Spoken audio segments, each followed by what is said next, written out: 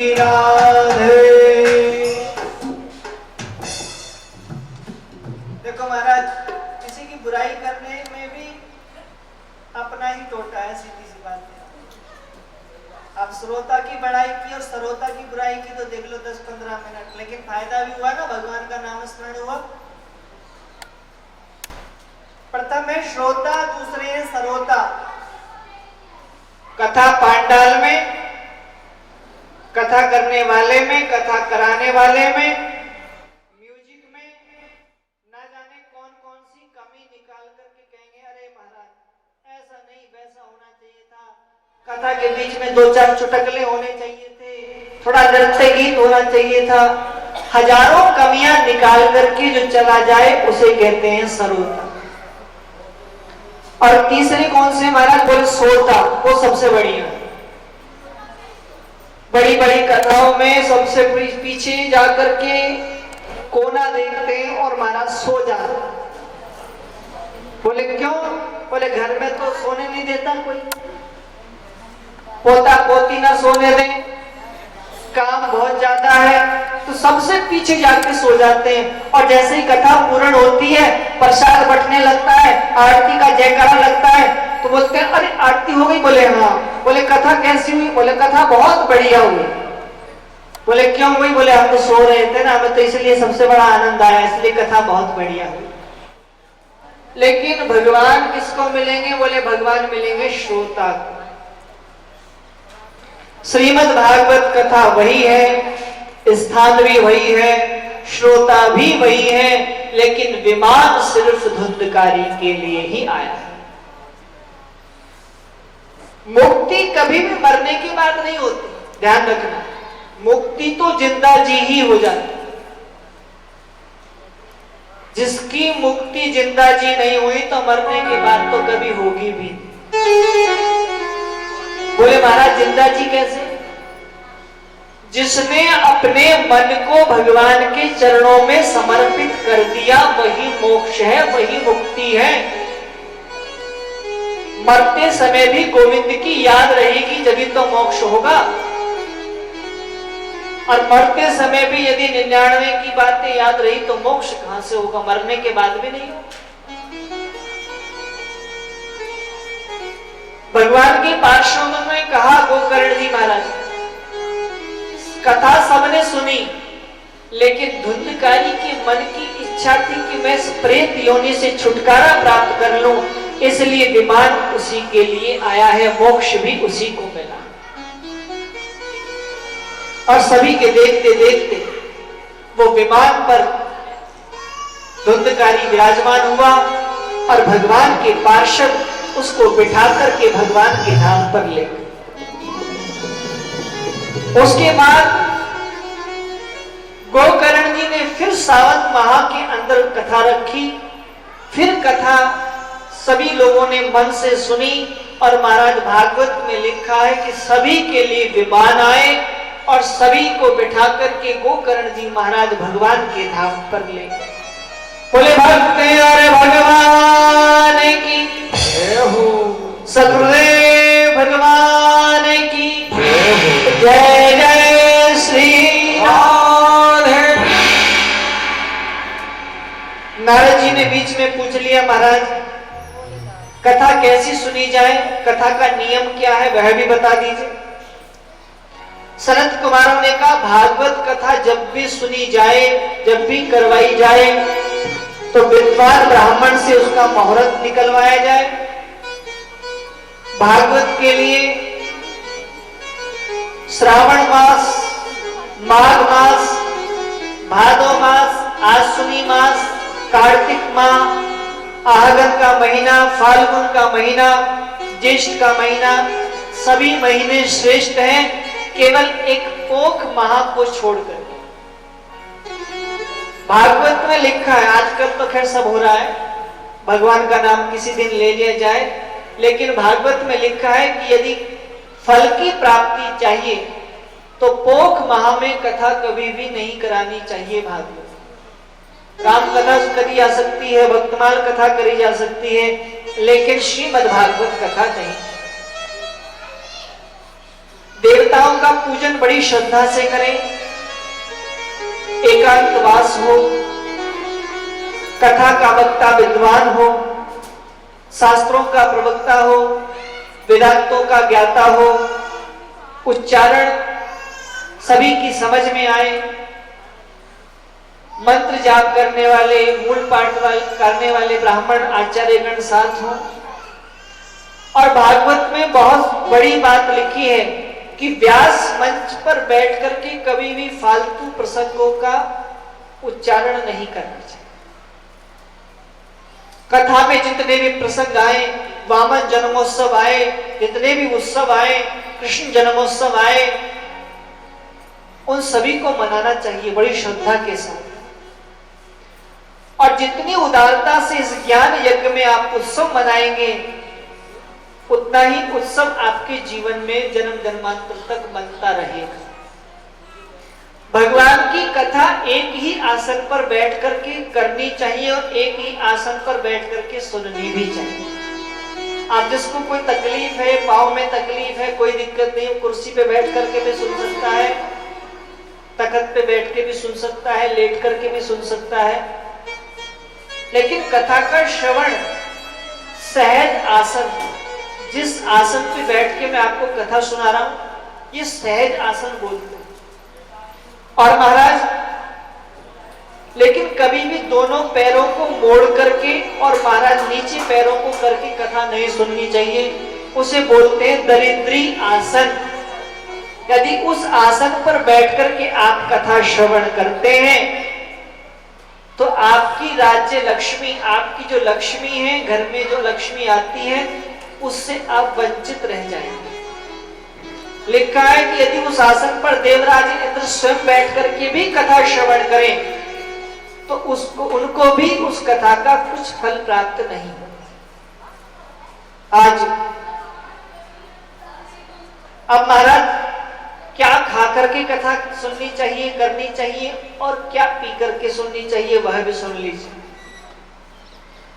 भागवत कहती है, अब संत जनों से पूछा गया, महाराज नियम क्या है? बोले महाराज केवल घी पी करके ही कथा करनी चाहिए और घी पी करके ही कथा सुननी चाहिए। तो महाराज हमारी क्षमता तो है नहीं घी पी करके कथा करने, क्यों ना सुनने, हम तो एक दिन में ही परेशान हो जाएंगे। वो एक दिन की भी हो ना हो उसकी भी कोई गारंटी नहीं। तो बोले दूध पी करके, बोले महाराज दूध में भी थोड़ा इतना दम कहां। तो बोले एक काम करो कि फिर फलार में एक समय फलार कर लो। बोले महाराज एक समय तो नहीं हो सकता। बोले अच्छा, बोले दोनों समय फलार कर लो। बोले महाराज दोनों समय भी नहीं फलार हो सकता। बोले एक काम करो, एक समय फलार कर लो, एक समय भोजन कर लो। बोले महाराज उसमें भी थोड़ी दिक्कत है। तो बोले दिन में 4 बार खाओ, लेकिन कथा सुनने का प्रयास करो। जिस प्रकार आप बैठ सकते हैं बैठ करके कथा का श्रवण करो। लेकिन आप समझदार हैं, 4 बार खाने वाला यहां नहीं बैठ सकता और ना 4 बार खाने वाला यहां बैठ सकता। लेकिन जितना आप कम ग्रहण करेंगे जब भी आप कथा कर सकते हैं और जब भी आप कथा श्रवण कर सकते हैं। और महाराज इतनी ही बातें हो रही थी, नारद जी बैठे बैठे सनत कुमारों से प्रश्न कर रहे थे और सनत कुमार जी नारद जी को उपदेश कर रहे थे। करते करते महाराज सभी ने देखा कि भक्ति माता बड़ी प्रसन्न है। और भक्ति माता ने जब देखा कि उनके पुत्र ज्ञान वैराग्य का बुढ़ापा दूर हो गया, ज्ञान वैराग्य जवान स्थिति में आने लगे, और महाराज सभी लोगों ने आकाश में देखा कि भगवान की कृपा से देवता गण फूलों की वर्षा कर रहे हैं। और सभी ने देखा, प्रहलाद जी ताली बजाने लगे, उद्धव जी कासा बजाने लगे, देवराजेंद्र मृदंग बजाने लगे, और सभी के देखते देखते जय जयकार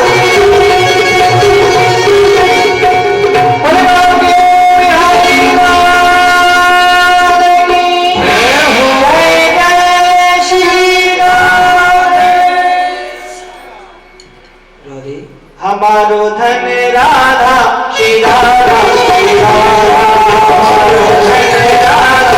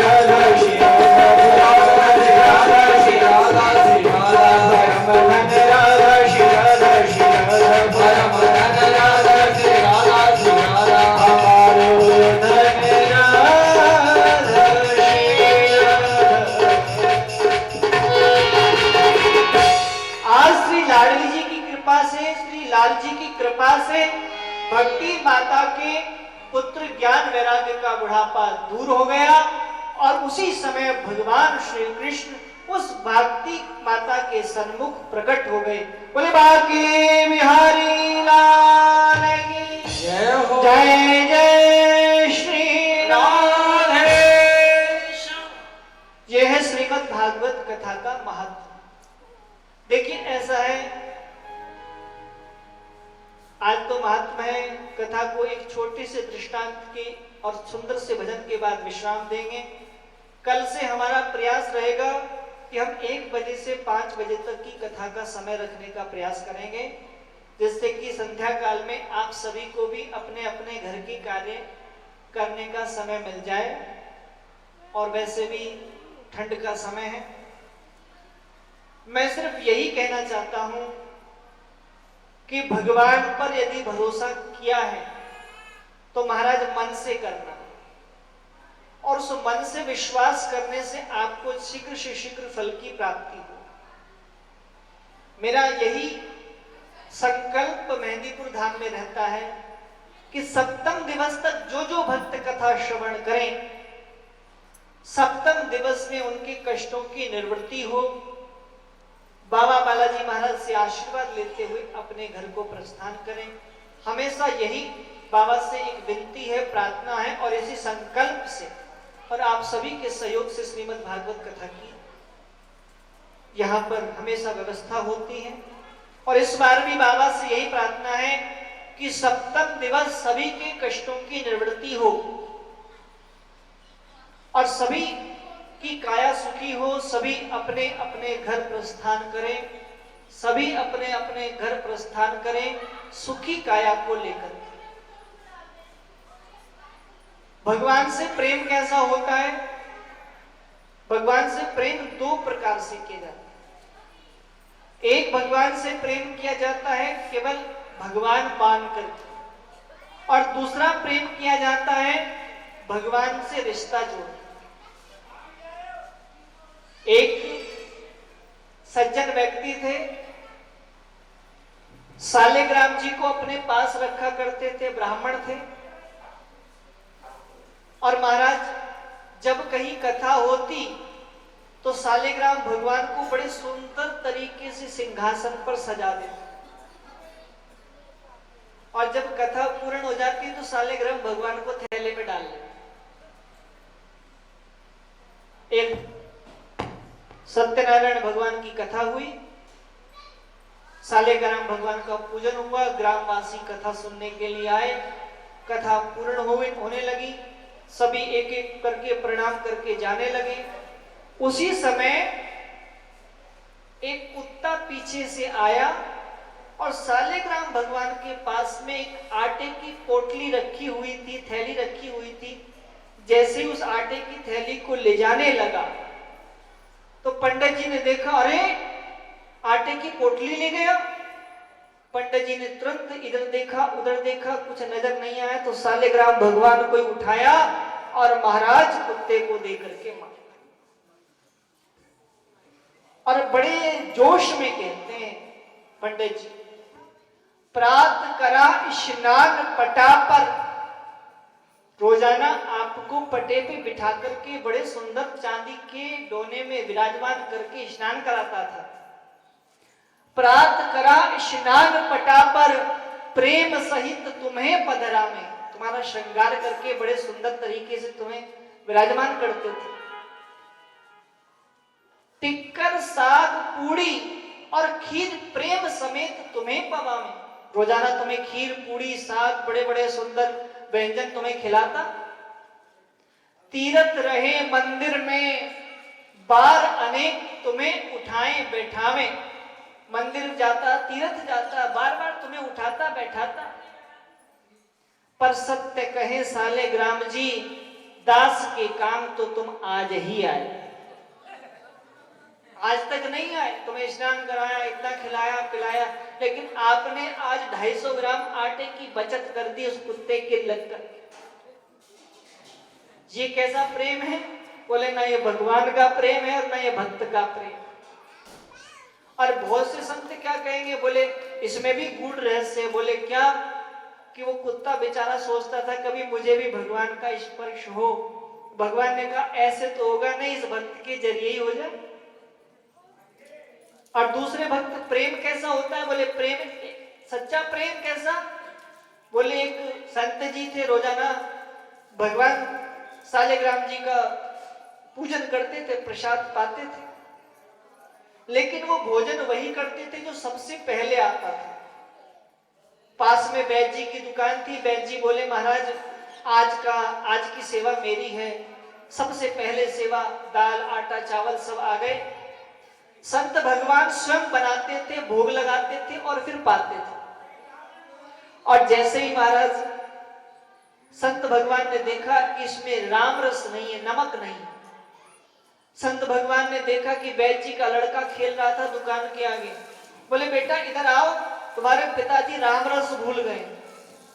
वैद्य जी के लड़के ने देखा दुकान में कुछ नहीं, सफेद सफेद पाउडर ला करके संत जी को दे दिया और संत जी ने भी वो भोजन में मिला। वैद्य जी आए, वैद्य जी ने देखा ये जहर का डिब्बा किसने खोला। वैद्य जी ने लड़के से पूछा, बोले पिताजी वो संत जी ने राम रस मांगा था, मैं वो राम रस दे आया। बोले अरे नालायक, उसमें तो जहर था। वैद्य जी दौड़े दौड़े गए, इतने में संत जी ने भोजन बना करके और भगवान के सामने रख दिया, पर्दा कर। वैद्य जी बोले महाराज आप उस प्रसाद को मत पाना, उसमें जहर है। संत जी बोले देखो वैद्य जी ऐसा है, भगवान का भोग लग गया, अब तो कुछ भी हो हमें तो वही पाना। बोले महाराज जिद मत करो, उसमें जहर है और आप बोले कुछ हो जाए हम तो यही पाएंगे। वैद्य जी बोले तो ठीक है, फिर उसमें थोड़ा प्रसाद मुझे भी दे देना। बोले क्यों? बोले आप तो जाओगे, मैं भी आपके साथ ही चला जाऊंगा। नहीं, यदि आपको कुछ हो गया पुलिस आएगी, पुलिस कहेगी जहर कहां से आया। बोले वैद्य जी के यहां से आया। बोले वैद्य जी को पकड़ो, तो इसलिए थोड़ा सा प्रसाद मुझे भी दे देना। संत जी बोले नहीं नहीं, प्रसाद तो हम खुद ही पाएंगे। सुखराम दास जी महाराज लिखते हैं कि जैसे ही संत भगवान ने प्रसाद पाया और प्रसाद पाकर के जैसे ही ढकार ली तो सालेग्राम भगवान की शिला के 4 टुकड़े हुए। ये है प्रेम, अपने भक्त को बचा लिया और भगवान स्वयं उस जहर को ग्रहण कर। ऐसा ही प्रेम भक्त को भगवान से करना चाहिए। और जब प्रेम होगा, सच्चा प्रेम होगा, जभी तो भगवान की प्राप्ति होगी। हम भगवान के बारे में कह देते हैं भगवान महाराज सुनते नहीं, तुम सुनाओ तो सही, लेकिन सुनाओ कैसे? बोले सच्चे मन से। हम तो केवल मन से कहते ही नहीं, ऊपरी मन से कहते हैं। और जब मन से जिस दिन कहने लग जाओगे, संसार की लोक लाज को छोड़ करके भगवान से कहने लगोगे, उसी दिन समझ लेना भगवान की प्राप्ति आपको होने वाली। और जब भगवान की प्राप्ति हो जाए तो भगवान से कहना कि अब आपने हाथ पकड़ रखा है तो अब आप हाथ छोड़ना भी नहीं। और भगवान जब हाथ पकड़ ले, हाथ छोड़ने का संकल्प दिला देना कि आपका बन गया हूं, कभी भी हाथ मत छोड़ना। यदि आप हाथ छोड़ दोगे तो महाराज मैं डूब जाऊंगा और डूबेगा कोई भी किनारा आपके अलावा मुझे नजर नहीं। इसलिए हे सरकार, हे करुणानिधि, हे ठाकुर श्री बांके बिहारी सरकार, आपकी कृपा ना होती तो संसार में हमारा कोई भी ना हो। इसलिए आप अपनी कृपा करते हुए मेरी बाह पकड़ लेना। मुझे केवल आपका ही भरोसा है और आपका ही सहारा। इसलिए सरकार से ये कहते हो, आपके श्री चरणों में उम्र कट जाए सारी, आपके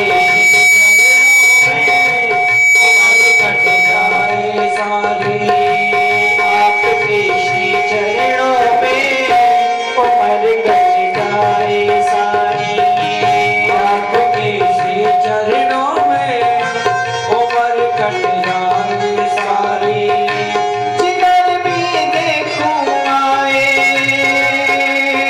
ओ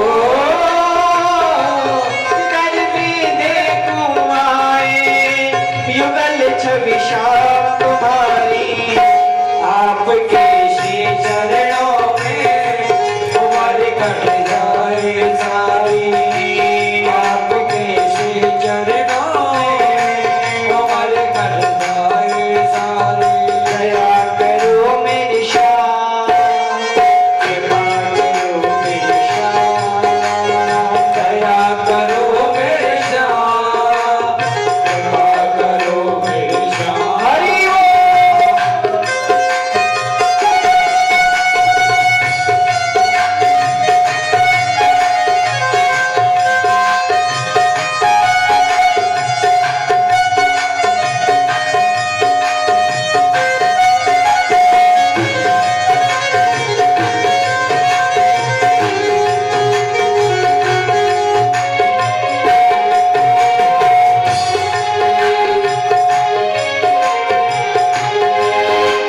अरे स्वामी, हे करुणा के सागर, आप ही तो मेरे सखा हैं और आप ही मेरे स्वामी।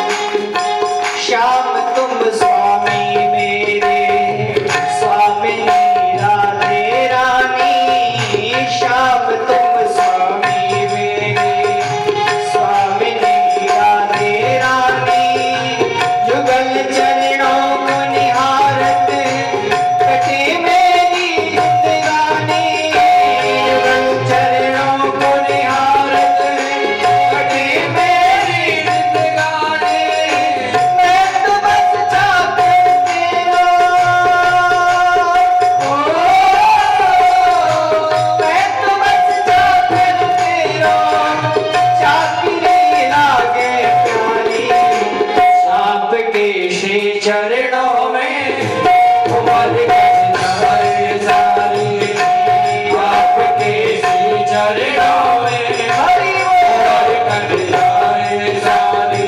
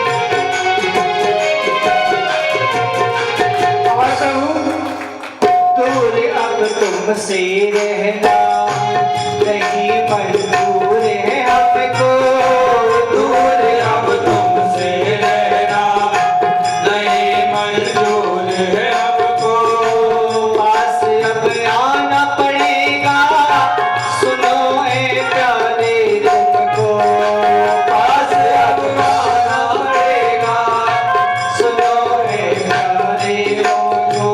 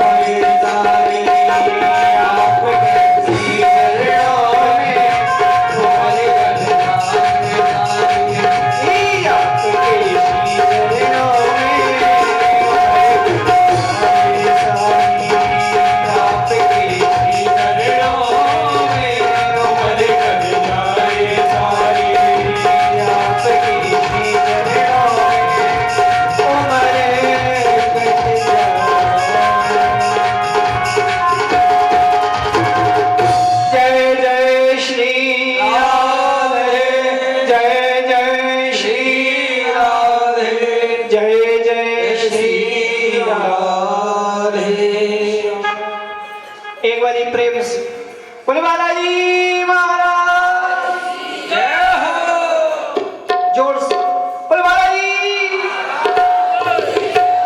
घाटा मेहंदीपुर दरबार जय जय। आप सभी आरती के लिए यथा स्थान खड़े हो जाएंगे।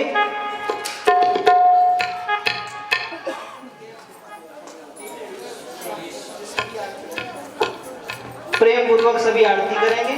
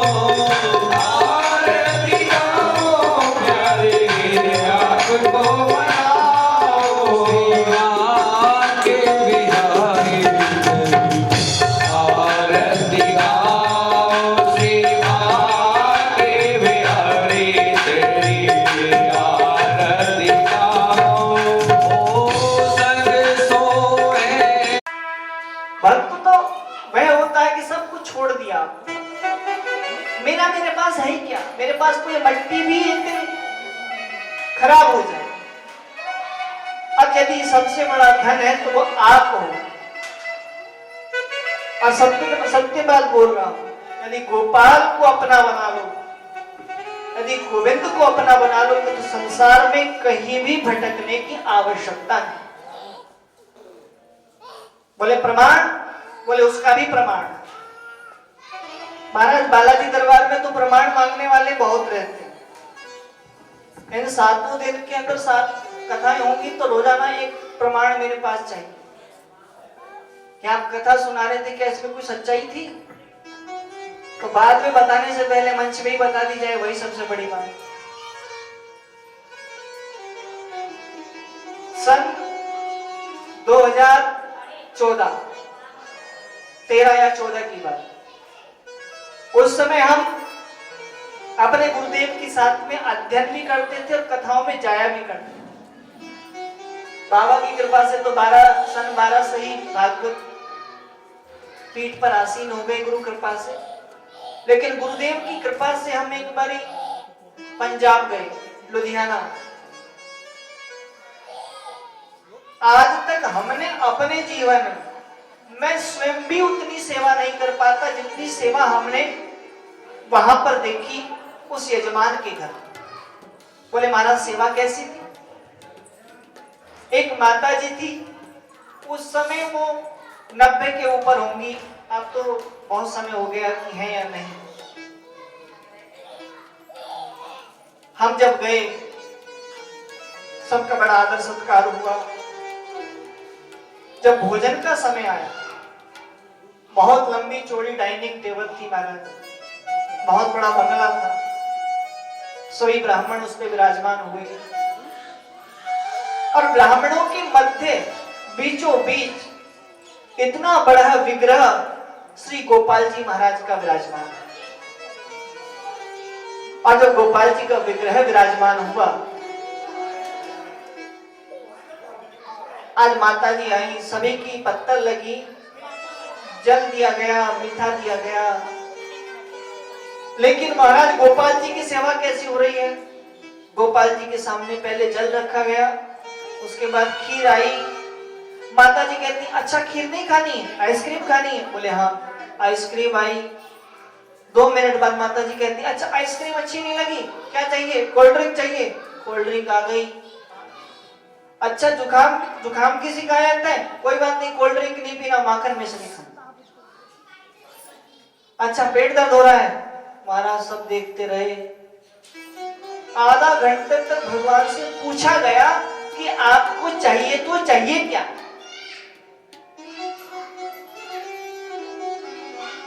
बहुत देर तक सेवा सत्कार हुआ, सभी ने भोजन ग्रहण किया, सभी का भाव और दृढ़ हो गया उस दिन।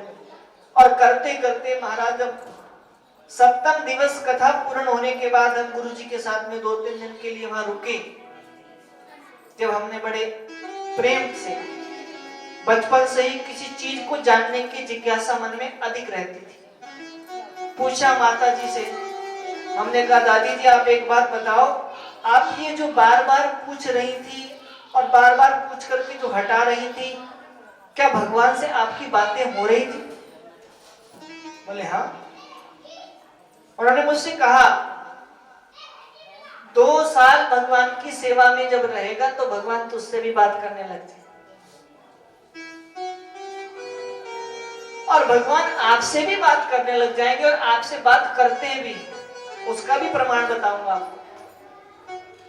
आप भगवान ये तो कहेंगे नहीं कि मैया उठ जा, आवाज आकर के पानी लेके आ, कैसे कहेंगे? बोले एक समय ऐसा था कि हमारे यहाँ खाने की दाना भी नहीं था।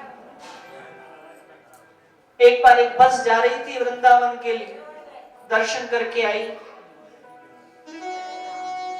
बिहारी जी के आगे बड़ी रोई। रोने के पश्चात जैसे ही गेट से बाहर निकली, थोड़ी दूर निकली, एक संत भगवान ने एक पोटली दे दी। ये पोटली ले जाओ अपने घर में रखना, धन की वृद्धि होने लगी।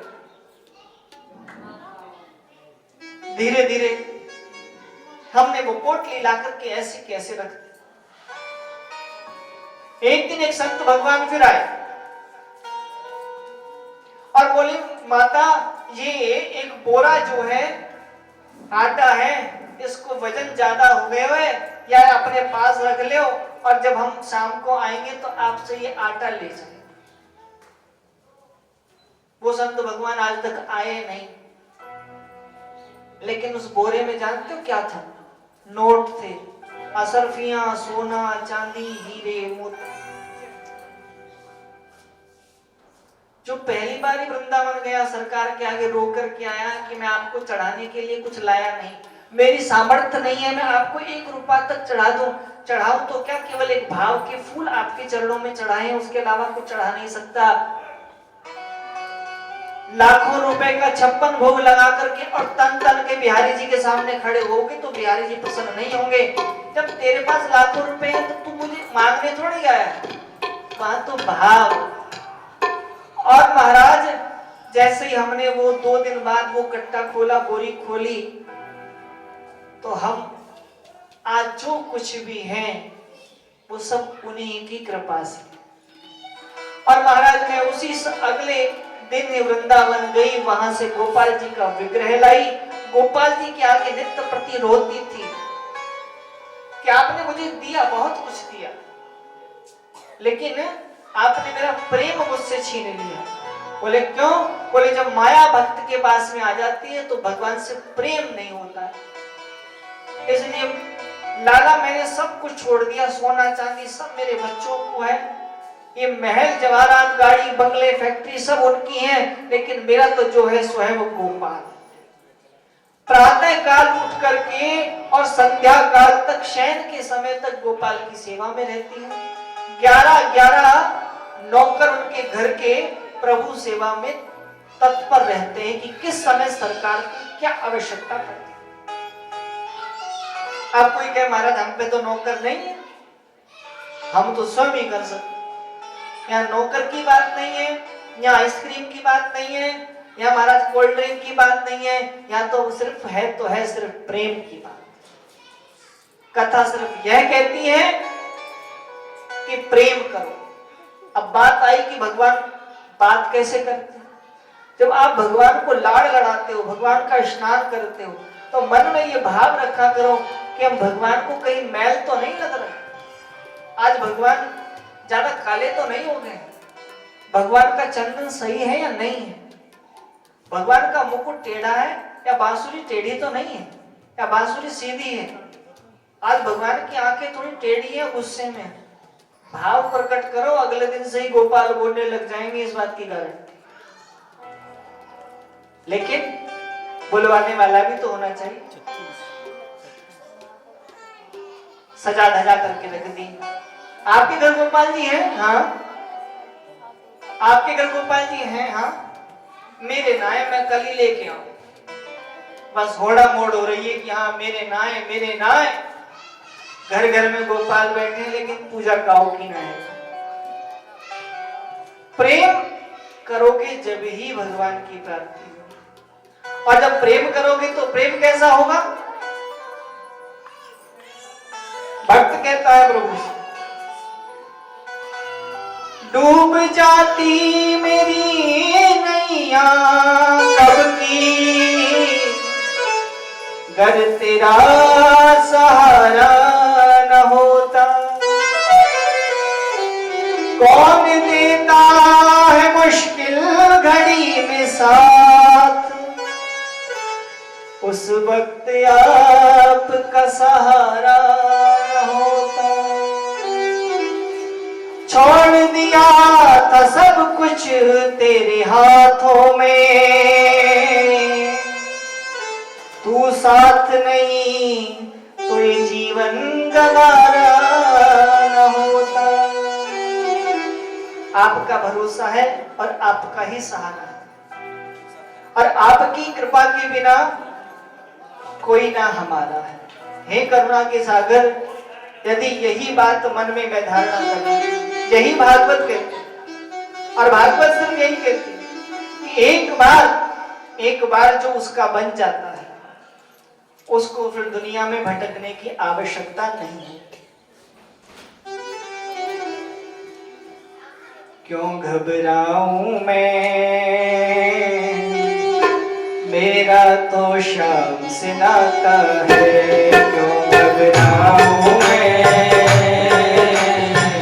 मेरा तो शाम से नाता है।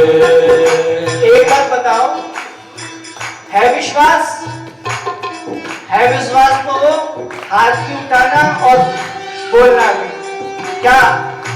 क्यों घबराऊं मैं, मेरा तो शाम से नाता है। क्यों घबराऊं मैं, मेरा तो शाम से नाता है। जीवन की गाड़ी मेरी, जीवन की गाड़ी मेरी शाम चलाता है।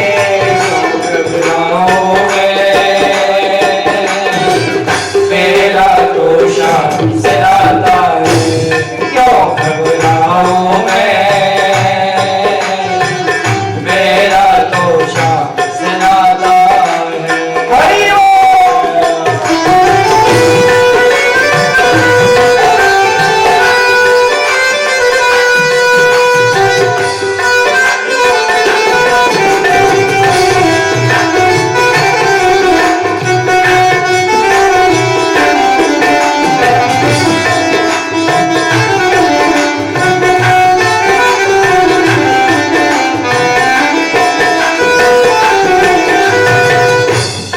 कहता है, दुख के बादल जब जब मंडराते, शाम शाम लेते ही भग जाते। दुख के बादल जब जब मंडराते, शाम शाम लेते ही भग जाते। बाल विवाह का वो ना कर पाते, कहीं दोबारा नजर नहीं आते। ओ बाल नवा का वो करवाते, कहीं दोबारा नजर नहीं आते। संकट आने से पहले, संकट आने से पहले शाम आता है।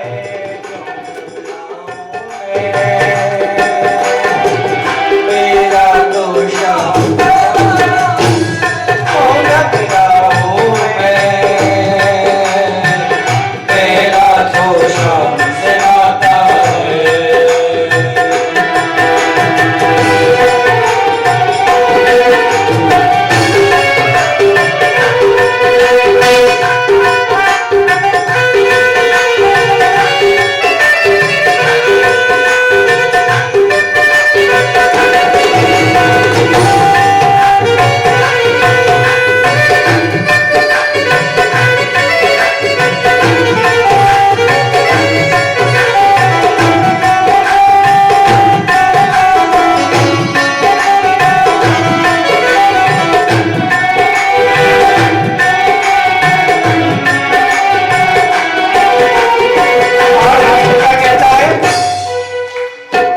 जब मुझको पड़ती है तैयार, शाम हमेशा रहता है तैयार। जब जब मुझको पड़ती है दरकार, शाम हमेशा रहता है तैयार। शाम ने मुझ पर किया बहुत उपकार, शाम ही मेरे जीवन का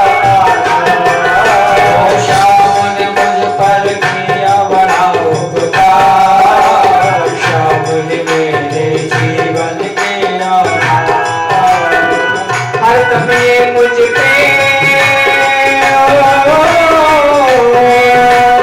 हर दम ये अपना मुझ पे प्यार लुटाता है। क्यों घबराऊं मैं, मेरा तो शाम से नाता है। क्यों घबराऊं मैं, मेरा तो शाम से नाता है। क्यों घबराऊं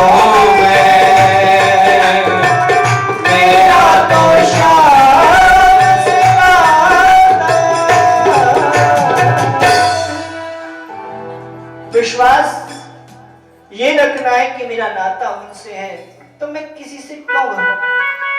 लेकिन घबराने का मतलब यह भी नहीं है कि जिसके मन ऊपर चाहो डंडा मार दो, थप्पड़ मार दो, लड़ मारो ना। केवल मतलब की बात जो करता है उससे मतलब की बात करो, लेकिन प्रेम केवल करना है तो सरकार से करो। भागवत में सूत जी कहते हैं कि भागवत की कथा श्रवण का जो अधिकार है वो कभी कभी देवताओं को भी नसीब नहीं होता। आप और हम तो बड़े नसीब वाले हैं। ये तो स्वयं भागवत की कथा कहते हैं। एक बार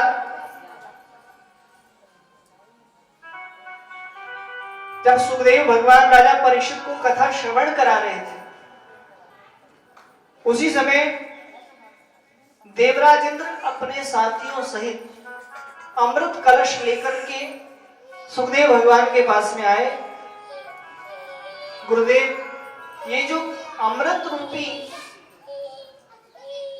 जो मैं कलश लेकर के आया हूं, इस अमृत को तो आप राजा परीक्षित को पिला दो, और जो भागवत रूपी अमृत है वो मुझे पिला दो, हम देवताओं को पिला दो। अब देखिए, ये कथा कहती है इन शब्दों के अंदर कि देवराज इंद्र का जो अमृत कलश है, जो अमृत है, जो उन्हें अजर अमर करता है, वह भी भागवत जी के आगे बेकार है। अमर ही तो हो जाओगे, भक्ति प्राप्त नहीं होगी। सुखदेव भगवान चाहते तो कलश वही रख करके और राजा परीक्षित के साथ में देवराज इंद्र को भी कहते कि आप भी विराजमान होकर के भागवत रूपी अमृत का पान करो, लेकिन सुखदेव भगवान ने इशारा कर दिया, आप यहां से जा सकते। क्यों किया? क्योंकि देवराज इंद्र ने श्रीमद् भागवत कथा रूपी अमृत की तुलना अपने देव इंद्र ने अपने उस जल से कर ली। जल ही मान लीजिए उसको, अमृत को। अमृत कहां है? आज सुखदेव भगवान ने उनको भेज दिया। सुखदेव भगवान के यहां से जाकर के देवराज इंद्र ने ब्रह्मा जी को कहा, एक लंगोटी वाला बाबा एक राजा को कथा श्रवण करा रहा है और उन्होंने हमारा अपमान कर दिया। आज ब्रह्मा जी ने जैसे ही ध्यान लगाया,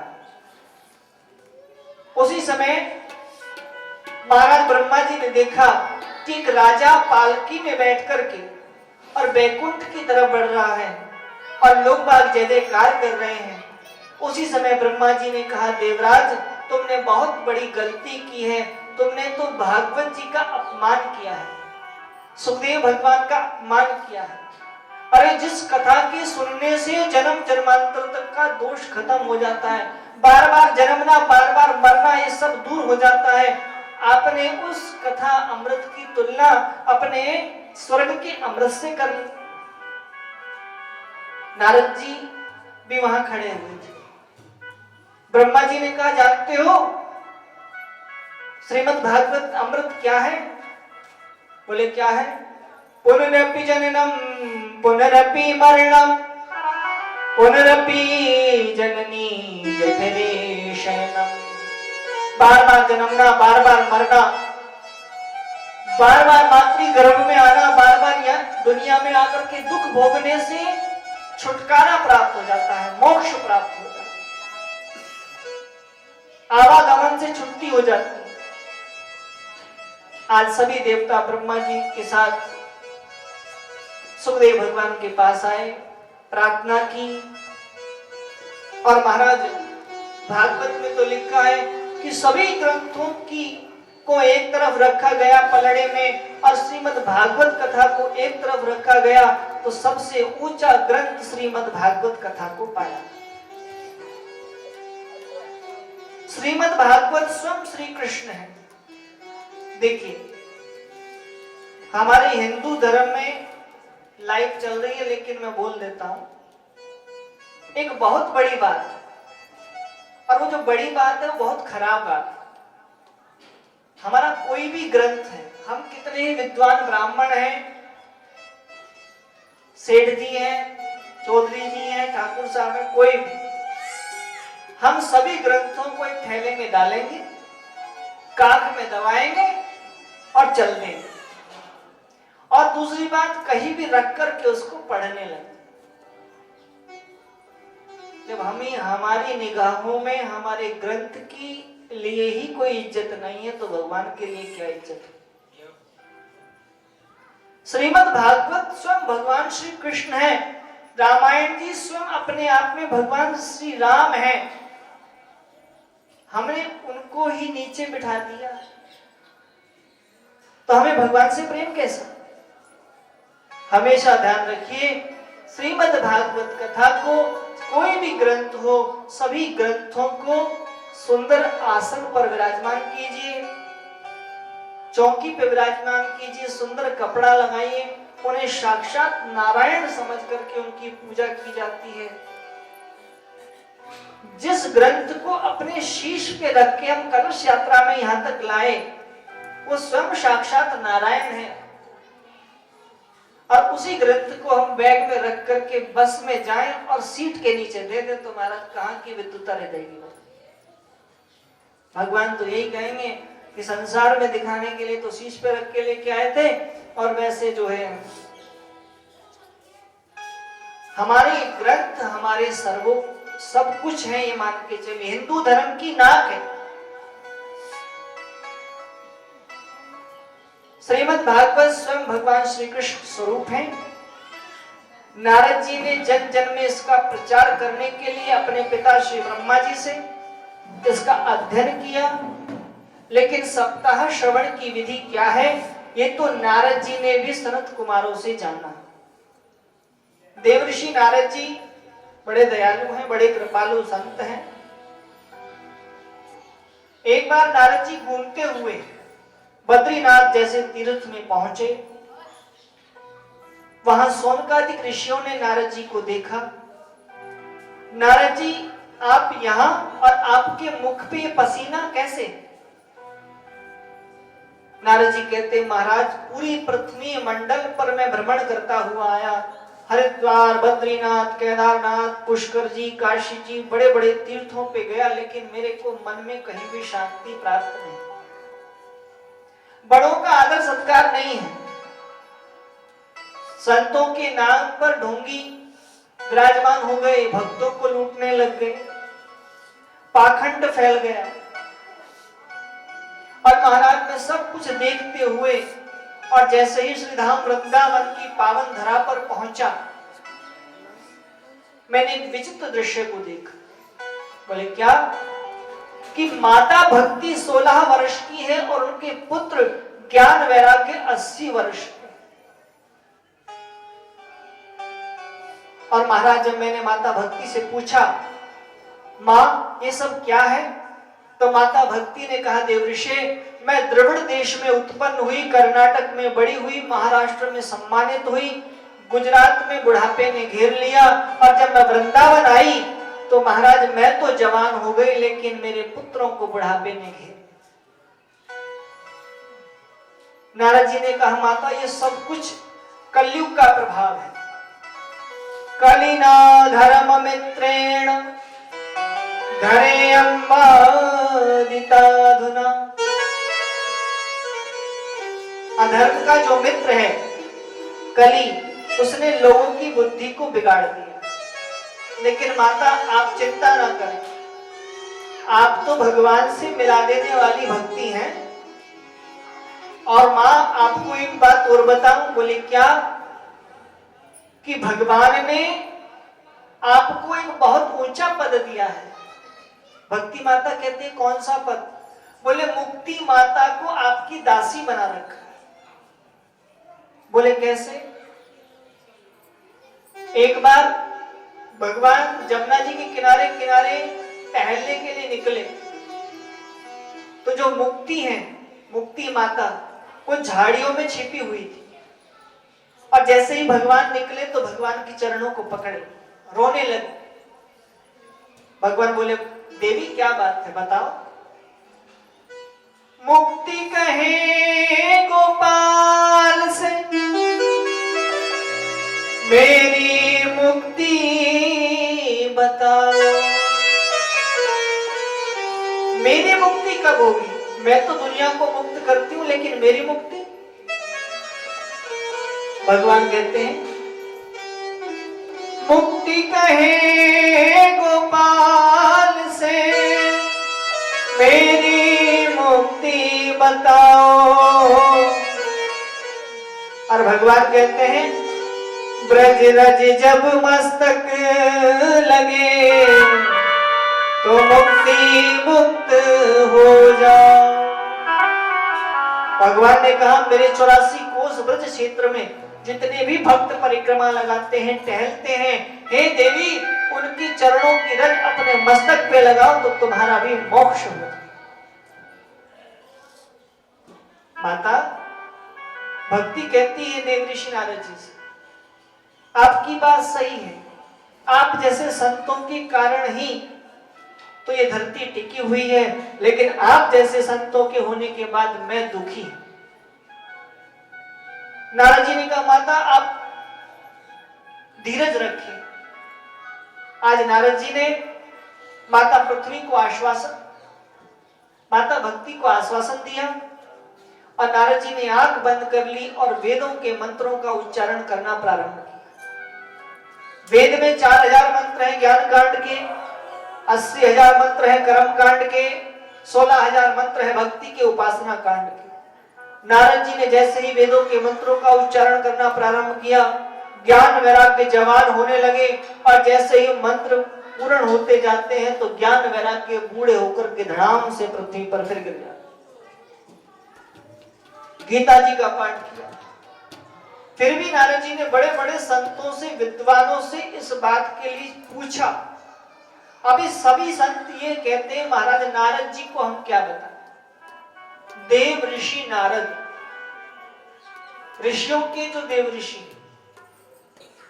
सभी ने कहा कि आप तो ध्यान कीजिए। और जैसे ही नारद जी ने योग समाधि लगाई तो आकाशवाणी हुई, अगर आप ज्ञान वैराग्य का बुढ़ापा दूर करना चाहते हैं तो महाराज सत्कर्म करो। और महाराज मैं आपको ढूंढते हुए यहां तक आया हूं, ये सत्कर्म क्या है। सनत कुमार जी कहते हैं सत्कर्म सूचिको नूनम ज्ञान यज्ञ स्मृतो बुधे, श्रीमद् भागवतालाप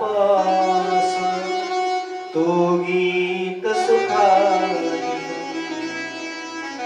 संत कुमारों ने नारद जी से कहा नारद जी श्रीमद् भागवत ज्ञान यज्ञ ही सत्कर्म है। नारद जी आप माता भक्ति को, ज्ञान वैराग्य को हरिद्वार के पास आनंद नाम का वन है, गंगा जी का घाट है, बड़ा सुंदर रमणीय स्थल है, आप वहां ले जाएं। ऋषियों का आश्रम है, संतों का समागम होगा, एकांत प्रदेश। आज नारद जी ने सभी को निमंत्रण भेजा, व्यवस्था बनाई, व्यासपीठ तैयार हो गई, सनत कुमारों ने स्थान ग्रहण किया और आसन बिछा दिया। लेकिन माता भक्ति ने कहा मेरा आसन कहां है। नारद जी ने कहा माता भक्ति आप तो सभी भक्तों के हृदय रूपी आसन पर विराजमान होकर के श्रीमद् भागवत कथा का श्रवण करें।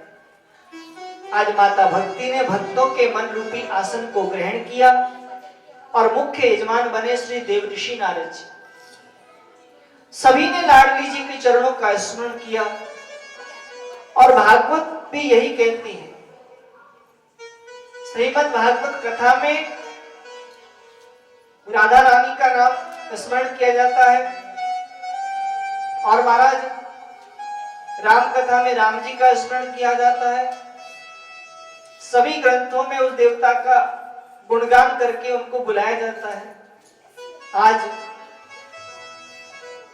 श्री लाडली जी के चरणों में सभी प्रणाम कर रहे हैं और देव ऋषि नारद जी ने सनत कुमारों से कहा हे प्रभु, हे करुणा के सागर, ऐसी भावमयी कथा का स्मरण कराएं, ऐसी कृपा करें कि माता भक्ति के सब दुख दूर हो जाएं। आज सभी मिलकर के राधा रानी के नाम का स्मरण कर रहे हैं। करुणा भरी की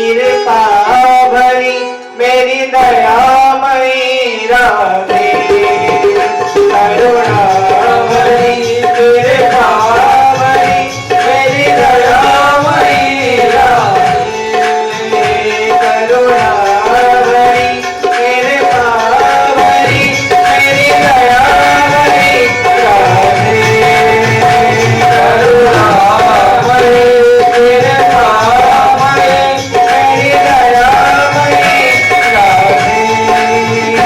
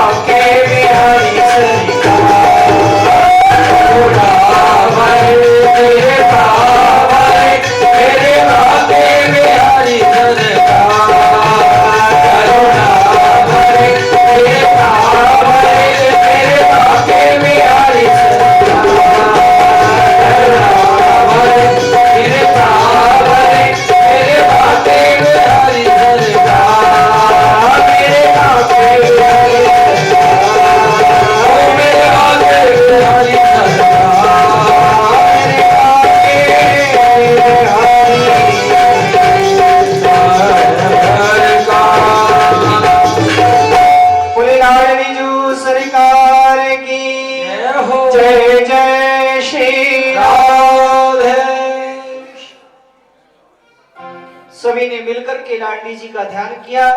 संत कुमारों ने आसन ग्रहण किया और महाराज आज संत कुमारों ने भागवत पुराण की महिमा का वर्णन किया,